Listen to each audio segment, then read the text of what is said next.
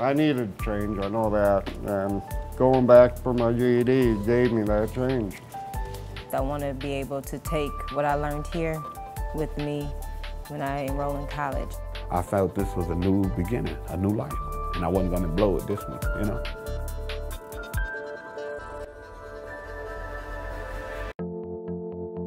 My mom was an alcoholic, so it wasn't hard for me to pick up whatever beer or liquor she had laying around. It got so bad that my mom would wake me up for school, and if I told her I wasn't going, she'd just leave the room, let me sleep. So quitting school wasn't hard either. I got married when I was 18, had my first kid 10 days later. That lasted 4 months, and then we split. That was because of my alcohol use, you know, so. Because I had ended up in a shelter after I lost my apartment. I was out on the street again and decided to go into treatment. I was off probation and all that, and I decided, well, okay, I need my driver's license, so I need to go to treatment, need to go to AA. I did all that. In the process, I found MLC. I don't think Rick realized how smart he really was. I mean, once he started taking practice tests and he was passing with flying colors, he was surprising himself. He couldn't believe it. He would look at the score and be like, really? That was me? I can't believe I just did that. Lindsay got me to do something I never thought I would do. And that was go to a book club, talk about higher power and change. You know, I never thought I'd be talking about my addiction or alcoholism, so.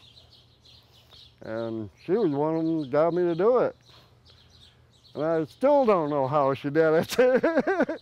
It's not just about preparing students to get their GED here. That's not what our end goal is. We want them to get their GED, but there's an additional goal that we have, is to prepare them for life, and that includes needing confidence to navigate through the next steps. I needed change, I know that. And this going back for my GED gave me that change, you know. You know, where I grew up is a low part of Chicago. It's called the Project, Robert Taylor Project. I was in the gangs, so that life was what I lived, and that's all I knew. So as I learned how to fight, I learned how to steal, I learned how to sell drugs. I mean, I didn't think I made it to my sophomore year in high school. I had a tragic accident in Chicago in 2005. I was ambushed drinking one night coming from the club, and I was stabbed 16 times. I had 130-some staples in my midsection and across my face. And that required me to be in the hospital for 16 days.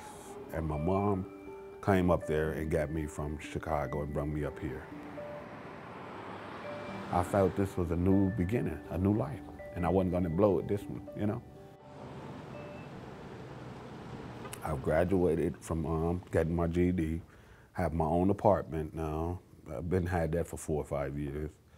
I done had my job for 5 years at Minneapolis Park and Recreation. If I see a kid not acting right, you know, I'm gonna talk to him, you know? I find out what's going on with him, you know what I'm saying? I mean, let him know the positive things about life now, you know? I thought my GED would be enough, you know, coming from Chicago. You know, you figure you get your GED, you was okay. I loved school after that, so I just went on to college. And I decided to focus on an associate's degree in human services. I want to go all the way for my master's. I know I need math. I haven't had math in almost 25 years, so I came here to brush up. Quickly put 10 and 10 together for 20, and then another 4. I hope. And they're eager to help me learn. They explain the work instead of giving you a packet and say, here, figure it out, you know, read on it yourself. They actually bend down on their knees in front of your desk to get to your level and dig down deep with you to find out how can we solve this together instead of you solving it by yourself. Oh, okay. So now we go from little to big. I got you now.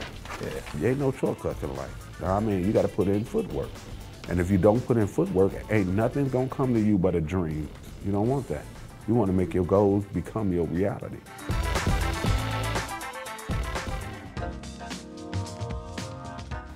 I was one of them kids who was scared to raise my hand and let the teacher know I don't understand this.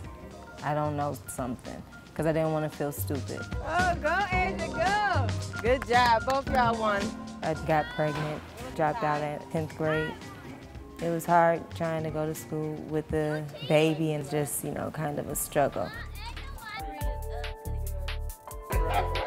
So I felt like I need to enroll in school and get this GED.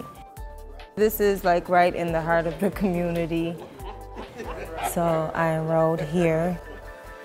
It was one of the best moves I made in a few years. So this is kind of what you're stating your opinion on. I know some people in the classroom, they joke, they play, but Lindsay just stay on track. I just feel like the instructors here is awesome. All of us working together, the instructors, the students, that breeds a sort of environment for people to feel comfortable to share their stories and to find their voice, to continue to discover themselves and their potential. Mom, you go slow. Claire is juggling a lot of responsibilities right now. I mean, having 3 kids, 2 jobs, and trying to get her GED, there's a lot going on. So our program is set up where students who have lots of things going on in their lives, they can move through the program a little bit slower, and they can take their time and take tests when they are ready and go at their own pace. I always get test anxiety, that's just me. So I haven't took any of my GED tests yet. I just take, because I feel like I'm not up to par yet. Then which one of these topics do y'all want to hear about? Y'all want to hear about pigskin and pain? Or Georgia O'Keeffe? They like the fact that I go to school and I'm in school sometimes when they're at school, so they know, you know, Mom's at school too. And if she ain't at school, she's at work. How did that sound? Lack of exercise. Next winter, I want to be able to walk across stage with my GED. I want to be a smart cookie even after I'm done with my test. I want to be able to take what I learned here with me when I enroll in college.